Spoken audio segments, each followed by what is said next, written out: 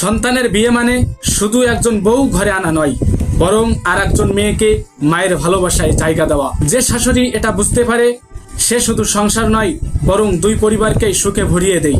আজকাল অনেক শাশুড়ি নিজের মেয়েকে আকাশ পাতাল ভালোবাসা দেখায়, কিন্তু ছেলের বউকে মনে করে পর, অথচ ভুলে যায় যে বউ তাদের ছেলের জীবনকে সাজাচ্ছে, সংসারকে টিকিয়ে রাখছে, সেই বউও কারো মেয়ে। একদিন নিজের মেয়েও অন্য কারো ঘরে যাবে, তখন কেমন আচরণ চাইবেন? নিজের মেয়ে শুয়ে থাকলে শাশুড়ির ভালো লাগে, বলে অবশ্যই বিশ্রাম নাও, কিন্তু বউ শুয়ে থাকলে মনে হয় অলস অকর্মা। এই দৃষ্টিভঙ্গি বদলাতে হবে। যে চোখে নিজের মেয়ের দিকে তাকান, সেই চোখে বউকেও দেখুন। পার্থক্য করলে শুধু ঘরে নয়, মনেও ফাটল ধরবে।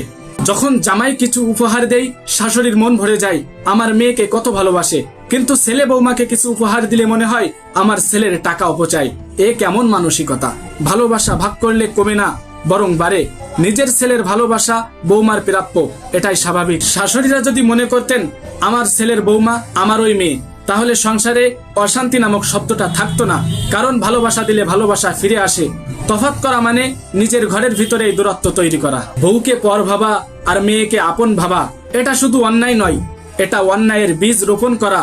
আজ আপনি যদি ছেলের বউকে অবহেলা করেন, কাল আপনার মেয়েও অন্যের ঘরে সেই অবহেলার শিকার হবে। জীবন ঠিকই ফিরিয়ে দেয়। শাশুড়ি ও বৌমা যদি একে অপরকে প্রতিযোগী না ভেবে সহযোগী মনে করে, তবে সংসার হবে স্বর্গের মতো। কিন্তু শাশুড়ি যখন নিজের মেয়ের সুখে হাসে আর বৌমার সুখে জ্বলে, সেই সংসারে শান্তি কোথা থেকে আসবে?